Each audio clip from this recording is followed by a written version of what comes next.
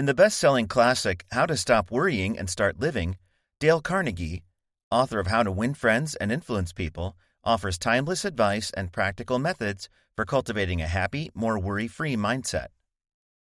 In this guide, we'll first explore what causes worry and how it negatively impacts your mental and physical well-being. We'll then explore Carnegie's solutions for living a happier, worry-free life in 4 parts. Part 1, Focus on one day at a time, explores how limiting your focus to the present alleviates worry and promotes mental clarity. Part 2, Analyze Your Worries, explains how to approach specific worries and come up with constructive solutions to your problems. Part 3, Cultivate a Positive Attitude, clarifies how a negative attitude contributes to stress and habitual anxiety, and presents methods to approach life more optimistically. Part 4, Manage 3 Common Worry Triggers, Criticism, Work, and Finances, suggests preventative measures against common causes of stress and anxiety. New section, Introduction, The Cause and Effect of Worry. To effectively combat worry, it's important to understand what causes it. According to Carnegie, the cause of worry is simple. It's a result of focusing outside of the present, overthinking the past, and harboring anxiety about the future. Short form note. Carnegie's definition of worry differs slightly from that of psychologists, who assert that all worries, even those focused on the past, concern future events. You only worry about the past in terms of how it might affect your future. Each morning, you're granted a limited amount of time and energy to focus, get things done, and make the best of your day. There's only so much you can handle mentally and physically. However, Carnegie explains, worrying about the past and future creates additional burdens that use up your limited time and energy and distract you from focusing on what you need to do today. Short form note. Psychologists back up Carnegie's claim that worrying squanders your mental energy. Worrying triggers neural activity in the regions of the brain required to direct attention and concentrate. The more you worry, the more neural activity it requires, leaving you with insufficient neural resources to concentrate on everyday tasks. Carrying the weight of your worries overwhelms you, creates fatigue, and results in irrational thoughts that make small concerns appear more serious than they are. As a result, it creates unnecessary stress and anxiety. Short form note. While it's true that worry contributes to stress and fatigue, psychological research shows that worry and stress feed off each other, creating more of a cyclical relationship than Carnegie suggests. This is because stress and fatigue reinforce your inclination to worry. Feeling stressed or tired makes you feel overwhelmed and impels you to focus negatively, for example, on what's not going well or bad things that could happen. This train of thought further increases your worries. Though the cause of worry is simple, Carnegie emphasizes that its effects on your health are not. Over time, even small daily worries deteriorate your mental and physical health. You may experience symptoms such as depression, anxiety, ulcers, headaches, insomnia, cardiac issues, diabetes, and rashes. Short form note. Research on stress clarifies how worry contributes to health problems. Worrying tricks your body into believing that you're in danger and triggers it to release stress hormones, such as cortisol and adrenaline. These hormones prepare you to fight or flee from danger by pumping extra fuel, sugar and fat, into your bloodstream. However, since your worries rarely relate to life-threatening situations that require a burst of physical activity, your body doesn't use these hormones and fuel. They end up accumulating in your bloodstream and interfering with how your body regulates vital functions, contributing to numerous mental and physical complications, as Carnegie suggests. New section. Part 1. Focus on one day at a time. Since worry results from focusing outside of the present, Carnegie's first solution to overcome worry and safeguard your mental and physical health is to practice living one day at a time. Limiting your focus to one day at a time shuts out worries about the past and future and ensures that you only carry one day's worth of stress at a time. Shedding the weight of your worries preserves your energy, encourages mental clarity, and allows you to manage each day more efficiently. As a result, It cuts unnecessary stress and anxiety from your life. Short-form note. According to Eckhart Tolle, The Power of Now, focusing on the present moment provides far more benefits than just alleviating worry. It allows you to accept your life as it happens and maintain a feeling of inner peace and happiness. This is because practicing present moment awareness calms your internal monologue, thus reducing critical thoughts you have about yourself or your experiences. Since your critical thoughts often impede your ability to feel satisfied, quieting them inevitably improves the way you think about yourself and your circumstances. As a result, you find it easier to accept your moments as they occur, instead of finding reasons to resist them.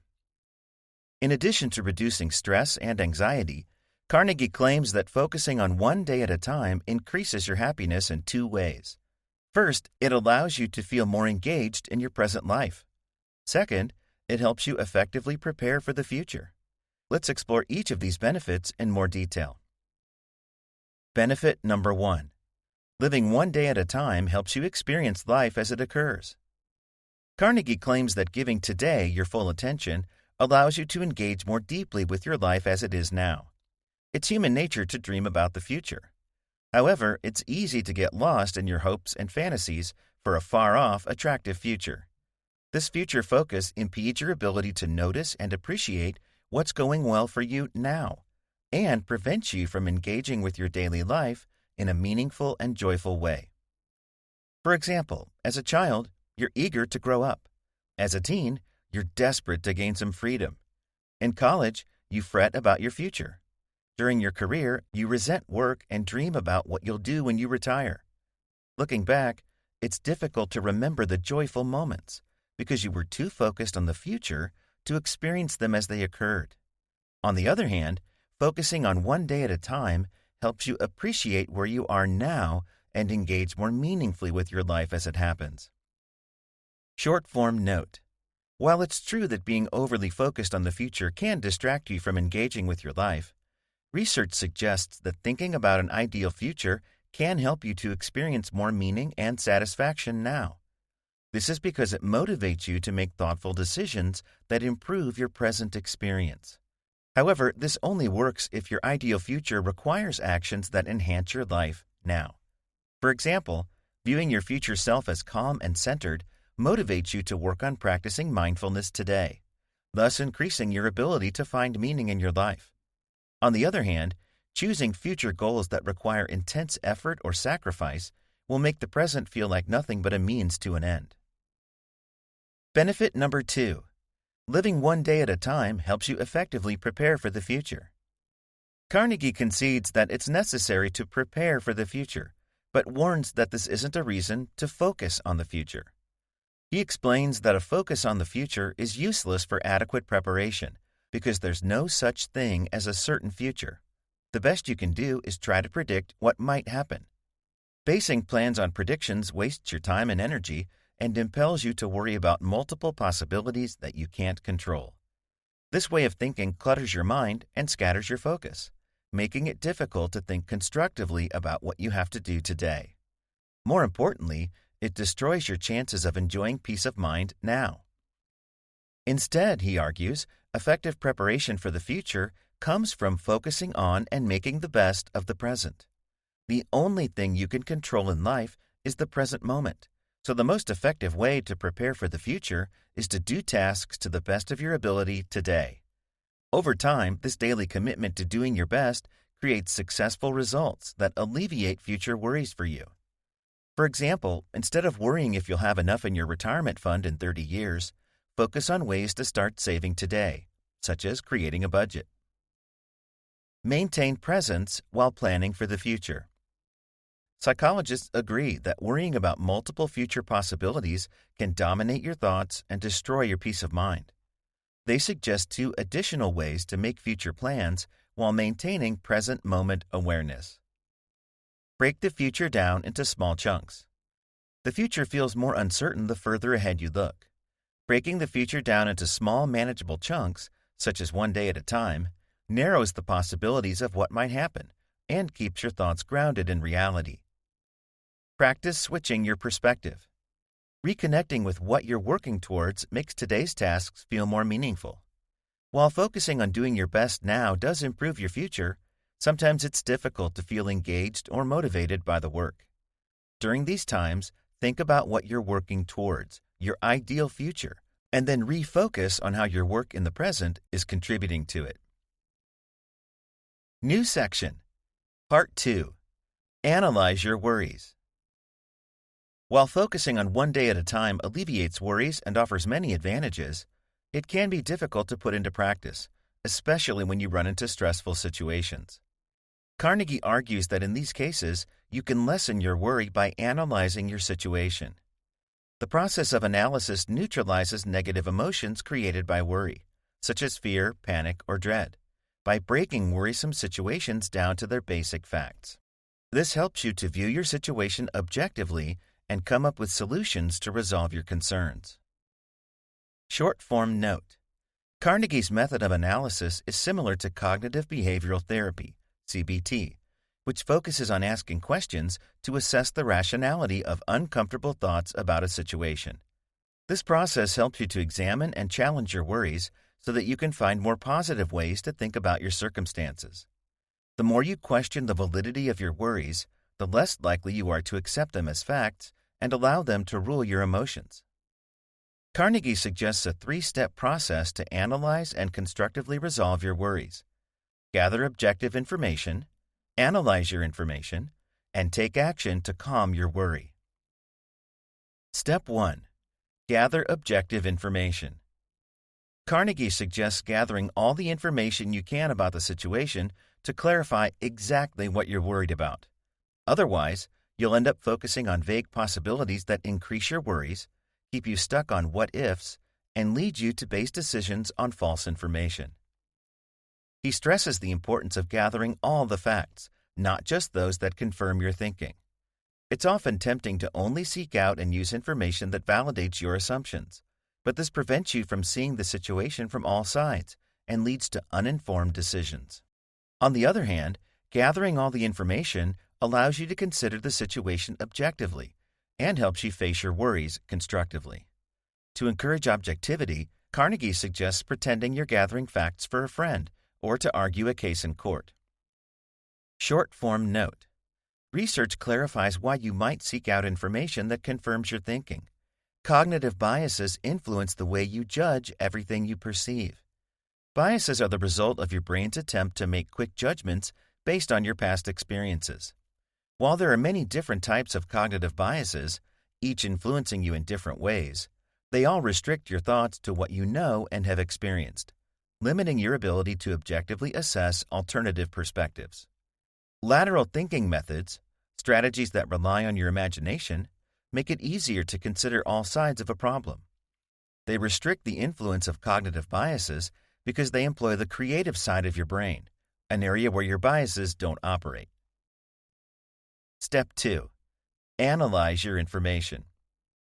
Carnegie suggests writing out all your information so you can easily review and sort through all of the facts. Use the information to pin down exactly what you're worried about. That is, define the situation you want to resolve. Then ask yourself what you can do to resolve the situation. List all the possible solutions you can think of and decide which will have the best possible outcome. Define worries and find solutions by asking strategic questions. Tony Robbins, Awaken the Giant Within, offers a practical way to sort through the facts to define your worry and come up with solutions. Ask yourself problem-solving questions. What's good about this situation? This shifts your mindset from being worried about the circumstance to what you can learn from it. What needs improvement? This question looks for ways to resolve your worry, presupposing your circumstances will improve. What am I willing to do to improve the situation? This question generates specific actions toward resolution. What am I willing to stop doing to improve the situation? This question identifies disempowering habits getting in the way of resolution. How can I enjoy the resolution process? This question encourages you to find pleasure in resolving the cause of your worries and motivates you to take immediate action. Step 3. Take action to calm your worry. Once you've decided on a solution, Carnegie recommends taking immediate action. Delaying prolongs your worries and may give you time to second-guess yourself. On the other hand, taking immediate action focuses your energy on the solution and strengthens your confidence to follow through with it. It's important to note that taking immediate action doesn't mean solving the entire problem at once. Carnegie suggests you start on what you can do. For example, if you're worried about your health and decide to change your unhealthy habits, you can't revamp your entire lifestyle right away. However, you can start cutting soda out of your diet immediately. When faced with a large problem, you may feel that a small, achievable task isn't immediate or significant enough to make a dent in your problem. However, in the Kaizen way, psychologist Robert Maurer affirms that you'll find it easier to overcome your problems if you begin by taking a very small step toward the large solution you intend to achieve. He adds insight into why this increases your chances of success. Small actions are more likely to bypass your brain's instinctive reaction to resist focusing on unwanted tasks, because they're easy to commit to and implement. For example, it's easy to find multiple excuses to avoid going for a 30-minute run, but not so easy to resist jogging on the spot for 1 minute. New section. Part 3. Cultivate a positive attitude. Now that you understand how analysis combats specific stressors, let's discuss how cultivating a positive attitude inhibits nonspecific worries and general anxieties. According to Carnegie, vague worries and anxieties require this different approach because they're difficult to analyze. This is because they don't stem from actual circumstances, specific issues that you can gather facts about. Rather, these worries stem from a negative attitude.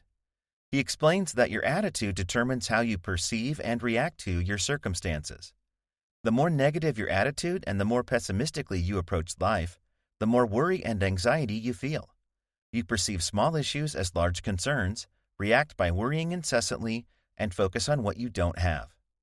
On the other hand, the more positive your attitude and the more optimistically you approach life, the less power worry has over you. You find it easier to ignore small issues, react to real concerns rationally and productively, and remain focused on what's going well in your life. Short-form note. Neil Pasricha, The Happiness Equation, mirrors Carnegie's argument that your worries spring from a negative attitude. He clarifies why you might be inclined to think negatively despite knowing its drawbacks. To ensure survival, your ancestors had to constantly stay alert to danger and think about food and shelter. Letting their guard down made them vulnerable to predators and competitors.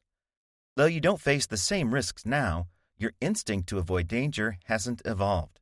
However, instead of protecting you from threats to your survival, this instinct now encourages you to focus on threats such as what you don't have and what needs to improve. This negative focus convinces you that you have endless reasons to feel worried and unhappy. Carnegie suggests 2 approaches to cultivate a positive attitude and suppress the influence of vague worries and anxieties. Manage your attitude toward irritations and concerns, and adopt new habits to maintain a positive attitude. Let's explore these methods in more detail. Approach number 1. Manage your attitude toward irritations and concerns. Small concerns and irritations can easily escalate into worrisome situations when you fail to nip them in the bud. In this approach, Carnegie offers 4 ways to reframe your thoughts about these issues so that you can approach them positively and prevent unnecessary worry from taking root in your mind. Think rationally. Assess the likelihood of your worries occurring in reality. Carnegie explains that your imagination inspires worries that rarely come to pass. Questioning their likelihood interrupts your imagination from taking over and encourages rational thoughts that ground you in reality. Short-form note. Research backs up Carnegie's claim that most worries rarely occur in reality. A recent study revealed that 91.4% of the things we worry about don't come true. Focus constructively. Consider how to mitigate, improve, or learn from your concerns. Carnegie argues that reacting emotionally to issues magnifies their importance, thus exacerbating your worry. On the other hand, thinking objectively about what you can do to improve or learn from these issues calms down your negative emotions and prevents unimportant matters from escalating into large problems. This process trains you to focus on what you can control to better your circumstances, providing opportunities to make the best out of any situation. Short form note.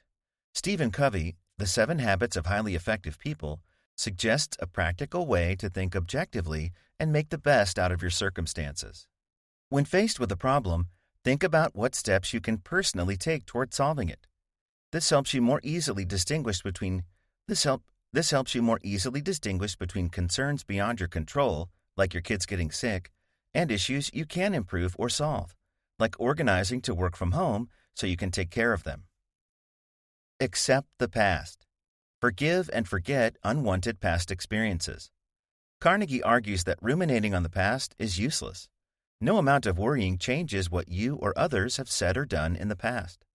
However, these worries clutter your mind and contribute to feelings of stress in your present. Accepting that everyone makes mistakes, you included, helps you let go of the past and release unnecessary tension. This helps you focus productively on what you can do now to better your circumstances and make the best out of your present. Short form note. Covey offers a complementary way to move forward from concerns about the past. Be accountable for your regrets. Instead of dwelling on unwanted experiences, reflect on how you can change to avoid repeating them. Making a conscious attempt to understand the contributing factors to your regretful experiences illuminates how to avoid repeat scenarios. If your regret relates to your actions, alter your behavior. If it relates to other people's actions, alter the way you communicate with others. Set limits. Determine how much time and energy you're willing to spend worrying about habitual issues by weighing up how much you care about them. Carnegie suggests that this process forces you to consider how much time these small matters are really worth and prevents you from wasting unnecessary energy on habitual worries and frustrations. Short form note. Once you've determined how much time and energy a worry deserves, psychologists recommend sticking to your limit by scheduling a time for it and setting a timer. As long as the timer's running, feel free to worry to your heart's content. But as soon as the timer goes off, redirect your focus to something more productive. Approach number 2. Adopt new habits to maintain a positive attitude. We've just discussed how to positively approach day-to-day issues in a way that alleviates worry. In this approach, Carnegie broadens the scope and suggests practical ways to focus your attention on maintaining a generally positive attitude. The more positive your attitude is, the easier it is to deal with irritations and concerns without feeling worried. He suggests 4 ways to maintain a positive attitude. Be yourself. Feel comfortable with who you are. According to Carnegie, striving to be someone different by imitating others makes you feel anxious and unhappy. He suggests that you can resolve this tension by developing and expressing the skills, passions, and interests that make you who you are. Short form note. Psychologists confirm that authenticity, the ability to express who you really are, is essential to your overall sense of well-being.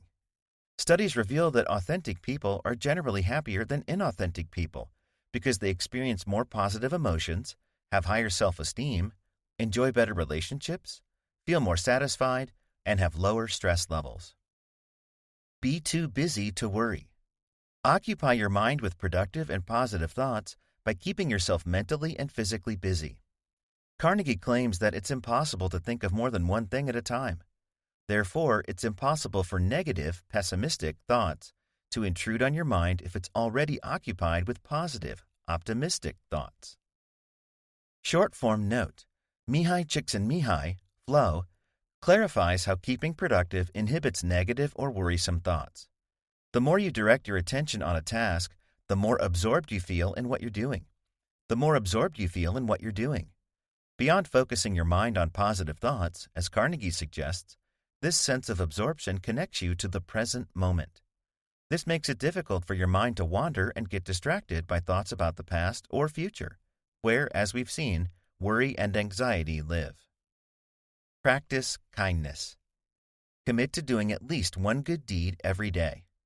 Carnegie explains that thinking of ways to benefit others offers 2 advantages. First, it distracts you from thinking about yourself and your worries. Second, Acknowledging your positive impact on others makes you feel good about yourself. Short-form note. Scientific research confirms that practicing kindness does make you feel good about yourself. When you give knowledge, assistance, time, or money with the intention of helping others, you activate the same parts of your brain that are stimulated by pleasurable activities, such as eating good food or having great sex. Have faith. Develop your spiritual connection to a higher power by engaging in quiet reflection and prayer. According to Carnegie, belief in a higher power coupled with regular contemplation and prayer alleviates worry because it makes you feel supported. It provides an outlet to share your fears and concerns and helps you articulate and understand the cause of your worries. This cathartic process calms down anxiety and makes worries feel more manageable, making it easier to find solutions to resolve your worries and maintain a positive attitude. Short-form note. Research studies confirm that prayer calms your nervous system and makes you less reactive to negative emotions. Like Carnegie claims, it fosters a sense of connection with a higher power, the environment, and other people, allows you to feel emotionally supported, and encourages you to let go of your worries for a time. If the idea of praying to a higher power makes you feel uncomfortable, researchers recommend imagining yourself having a heart-to-heart conversation with someone you trust. This will allow you to benefit from the positive effects of prayer without giving your mind something to resist. Positivity takes practice. The process to cultivate a positive attitude may not be as easy as Carnegie makes out. The approaches discussed in this chapter, while useful, skim over the need for some deeper reflection. Changing your mindset is challenging because your thoughts and your attitude reinforce one another to create an internal feedback loop that's difficult to break out of. Your thoughts determine your attitude. Dwelling on worries makes you feel pessimistic, and your attitude determines your thoughts. You feel pessimistic, so you dwell on your worries. Research reveals that making an effort to become more aware of your thoughts allows you to disentangle yourself from this feedback loop. Instead of feeling as if you're stuck with an uncontrollable cycle of worries, your awareness allows you to change your thoughts objectively. Pairing this conscious reflection with Carnegie's methods can greatly improve your success in cultivating a more positive attitude. Part 4. Manage 3 common worry triggers: criticism, work, and finances. We've just discussed how to cultivate a positive attitude and alleviate general worries and concerns. An added benefit of adopting a worry-free attitude is that it frees up mental energy to address habitual causes of stress and anxiety that may crop up in your life. Carnegie identifies 3 habitual worry triggers: criticism, work, and finances. In this final part of the guide, we'll suggest ways to manage and neutralize anxieties triggered by each of these 3 areas. Manage worry about criticism. Most people, when criticized, react negatively, becoming angry and defensive or worried about what others think of them. Carnegie argues that criticism has the potential to teach valuable lessons, and reacting negatively prevents you from learning them. Learning to control your reactions to criticism prevents negative emotions from spiraling out of control and helps you benefit from what it has to teach you. Short-form note.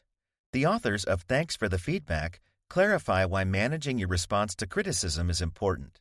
Your ability to succeed, both personally and professionally, depends in large part on your ability to seek, understand, and incorporate feedback into your life. Individuals who control their negative response to feedback enjoy many benefits. They have happier relationships, find it easier to adapt to their circumstances, and feel more satisfied at work. He suggests 3 ways to control your negative reactions, create less stress, and benefit from criticism. Critique yourself. Carnegie recommends regularly examining and criticizing yourself to build awareness of areas to improve. This helps you learn from your mistakes privately instead of publicly, and prepares you to receive criticism from others more constructively. Short-form note. Social psychologists offer some practical advice on critiquing yourself constructively. Don't focus on finding fault with who you are. This makes you feel powerless to change your behavior and more sensitive to criticism. For example, believing that you'll never be good at something because you're not intelligent. Instead, Criticize specific, changeable behaviors. Focusing on modifiable behaviors directs you to specific actions you can take to improve both yourself and your circumstances, and it helps you to respond more rationally to criticism. For example, realizing that you're not good at something because you haven't learned the basics. Consider the critic's intention. Carnegie suggests considering the intention behind the criticism. Is it to help or berate you? If the intention is to help you, accept it as legitimate and ask yourself what you can learn from it. If it's to berate you, remember that people often dish out unfair criticism in an attempt to feel more powerful and important. Reframe this sort of unjustified criticism as a compliment, because you're clearly doing something that's worth their attention. Short-form note. Psychologists suggest a way to judge, learn from, and resolve your feelings about any criticism you receive. Split a sheet of paper into 4 columns. In the first column, write down the criticism word for word, without imposing your interpretation over it. In the second column, write down everything that upsets you about the feedback. In the third column, write down why the critic might be right. Consider her perspective and what you can learn from it. Finally, in the fourth column, write down what you'll do next. You might apply the feedback, ask for clarification on what you can improve, or decide that the criticism's not worth getting upset over and let it go. React by doing what feels right to you. While it's tempting to please critics in an attempt to avoid future criticism, Carnegie argues that it's a waste of time. No matter what you do, someone will find a reason to criticize you. He suggests basing your decisions and actions on what's right for you. Acting according to your own judgment increases self-confidence and decreases the tendency to worry about other people's opinions. Short-form note. Another way to think about this is to consider what's motivating you. Some experts believe that all behavior is driven by the need to fulfill one of 2 motivation types, intrinsic or extrinsic. Intrinsic motivation comes from your internal self. You engage in an activity because it makes you happy.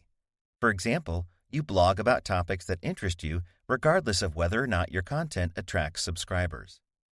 Extrinsic motivation comes from your environment.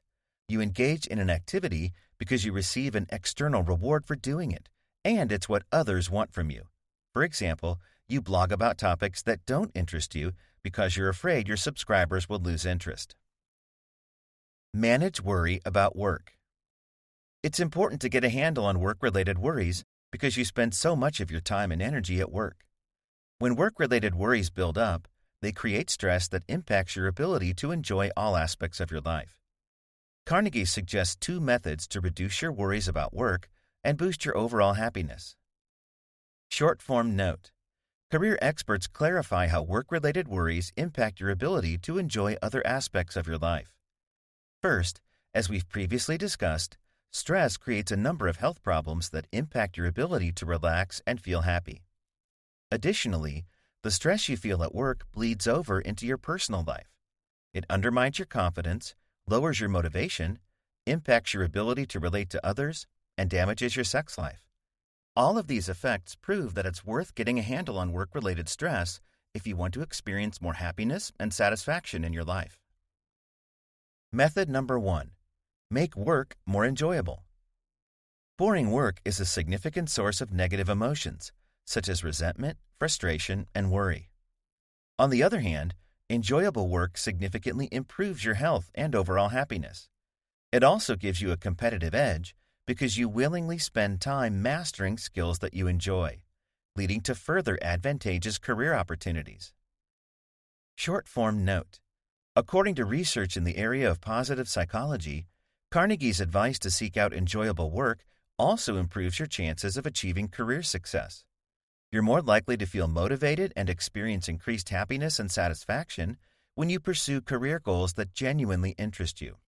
This positive mental state allows you to access the best parts of yourself, your unique strengths and talents, and apply them to successfully achieve your goals. Even if you don't particularly like your job, you can consciously make it more enjoyable. He suggests 3 ways to achieve this. Add interest and challenge to your work. Set goals for yourself or take on extra, more interesting projects alongside your regular work. These small changes often lead to genuine enjoyment that makes you want to work. As a result, your productivity increases and gets noticed by employers, creating opportunities for more interesting promotions. Short form note. Gretchen Rubin, The Happiness Project, clarifies how adding interest and challenge to your work leads to enjoyment. First, tackling additional tasks requires extra mental effort that engages your mind.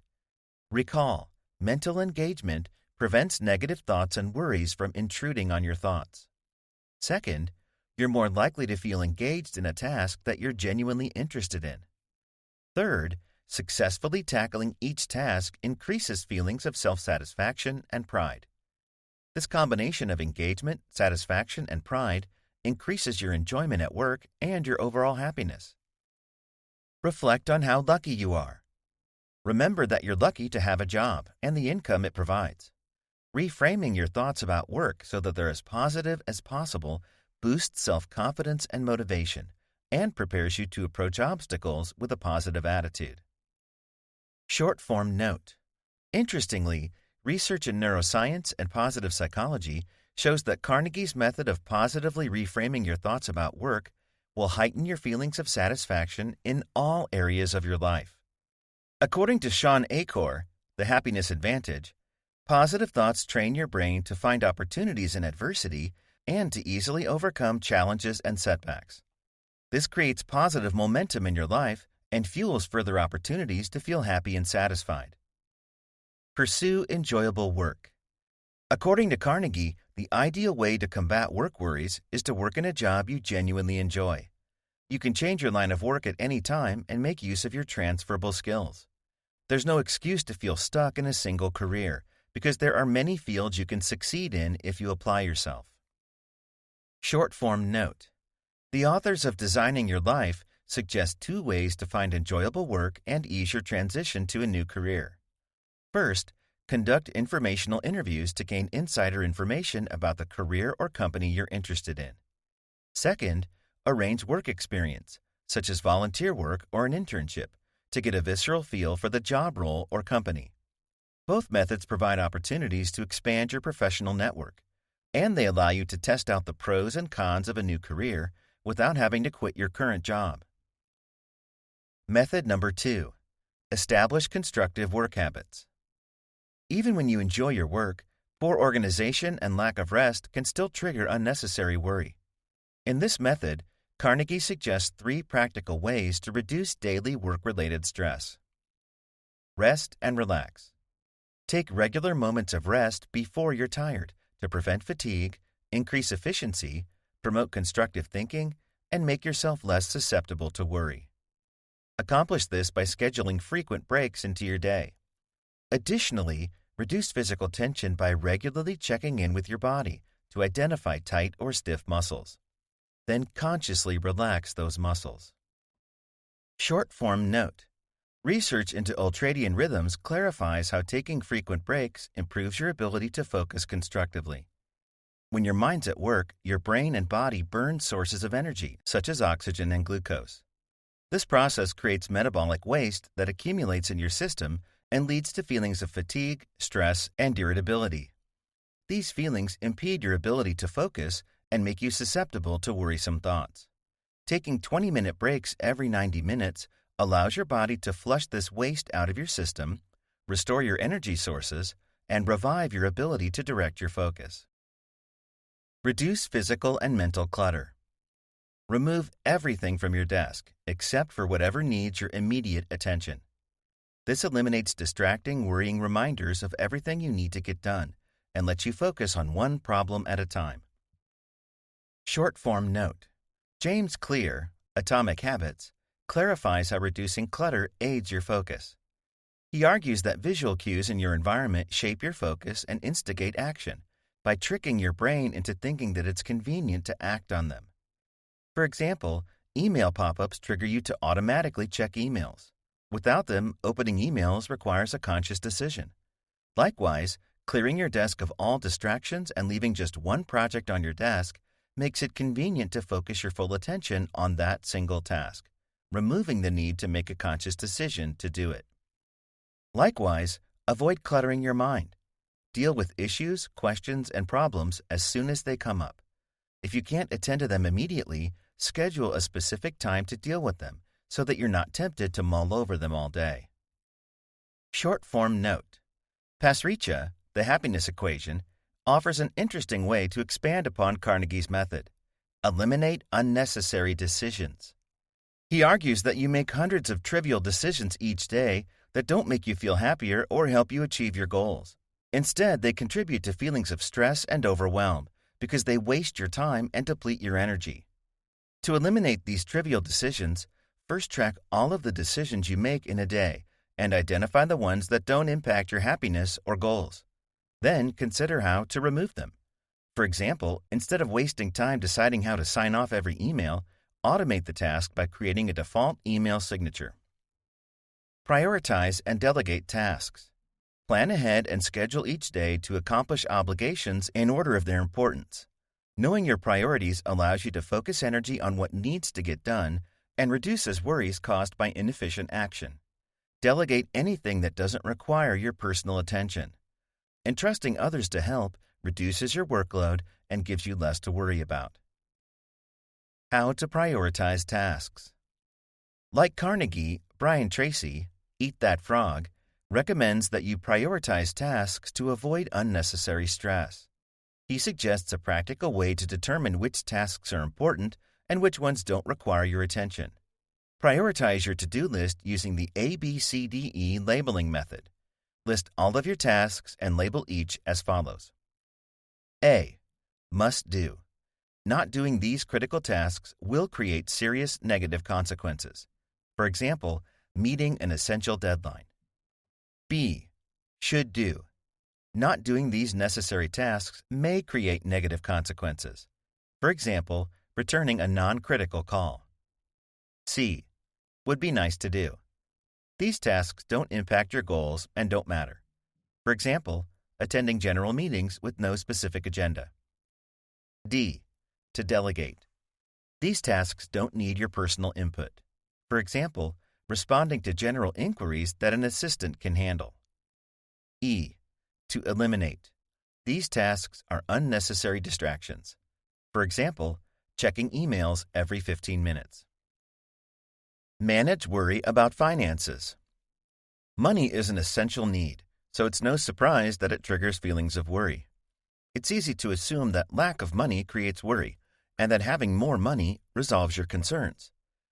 Carnegie argues that lack of money isn't to blame for your worries. Rather, poor financial management, overspending, and focusing on what you don't have triggers worry. If you don't rectify these causes, your finances will always trigger worry, no matter how much you have. He suggests 2 methods to improve your attitude toward what you have, keep your finances under control, and ease your financial worries. Control your expenses and create financial security. Short form note. Ramit Sethi, I Will Teach You to Be Rich, also argues that good financial management resolves common concerns about money, but concedes that it can be challenging to get a handle on your spending. According to him, there's a psychological reason underlying the tendency to mismanage money: decision paralysis. You become too overwhelmed to make decisions about your finances when you're presented with multiple options and opinions about the best way to move forward. To move past this, he recommends that you switch your focus from information gathering and start taking small, proactive steps, such as those we'll explore in this section, to manage your money more effectively. Method number 1. Control your expenses. Carnegie suggests 3 ways to build awareness of where your money goes, encourage conscious spending habits, and create a sense of security and control to alleviate worries about your expenses. 1. Write down everything you spend your money on for at least 1 month, and then tailor a budget suited to your specific needs. 2. Consider the value of intended purchases in terms of how necessary they are to your well-being. Will these things make you happy or create unnecessary debt and worry? Then, research your intended purchases to ensure you get good value for your money. Short-form note. Sethi, I Will Teach You to Be Rich, adds to this advice by recommending that you use the Mint app to track your spending and the You Need a Budget app to control your expenses. Additionally, he suggests that you focus on spending mindfully. Split your expenses into 4 areas: fixed costs, investments, savings, and guilt-free spending. Decide in advance how much you want to spend in each area, then allocate a portion of your income to each. He argues that this process allows you to spend a portion of your income in any way you wish, even if that includes unnecessary expenses. While this goes against common financial advice, you're more likely to stick to a budget if you don't feel like you're constantly depriving yourself. 3. Apply for loans only if you can afford to stay up to date with your repayments and maintain a good credit history. Short form note: David Bach, the automatic millionaire, offers additional advice on reducing stress around loans. Accelerate your repayments. Paying more than the minimum amount required each month cuts the length of time you're in debt and reduces the total amount of interest you pay. Method number 2. Create financial security. Carnegie suggests 3 ways to protect and build your income to create peace of mind about your financial future. 1. Allocate extra income to savings accounts to create financial security and prevent unintentional overspending. Short form note: Bach, the automatic millionaire, adds to this advice by suggesting that you arrange to automatically save at least 10% of your gross before tax income before you have a chance to spend it. He claims that you'll quickly get used to living without this money, so won't feel tempted to spend it, and you'll effortlessly build your financial security. 2. Safeguard against financial misfortunes by arranging insurance to cover you in unexpected events. Short form note: Scott Pape, the Barefoot Investor, provides practical advice on what types of things you should insure. If losing something doesn't affect your financial security, don't insure it. For example, if your tablet breaks, you'll probably be able to replace it without putting yourself at a financial disadvantage. On the other hand, if losing something risks your financial security, you should insure it. For example, if your work computer gets stolen, you'll lose your ability to work until you purchase a replacement. Both factors are likely to put you out of pocket. 3. Increase your financial security by earning additional income. Consider how to turn your skills and knowledge into a profitable business that fits into your current schedule. Short form note: Carnegie doesn't elaborate on how to turn your skills and knowledge into a profitable business. There are a few practical steps you can take to start earning money on the side. First, identify what you're good at and enjoy doing. Next, identify profitable opportunities in high-growth areas that you're interested in. Finally, explore ways that you can use your talents to add value to these areas. For example, if you're good at organizing and you enjoy looking at healthy recipes, there are multiple businesses you can create from this combination, such as a meal planning service for people who want to lose weight or are on special diets.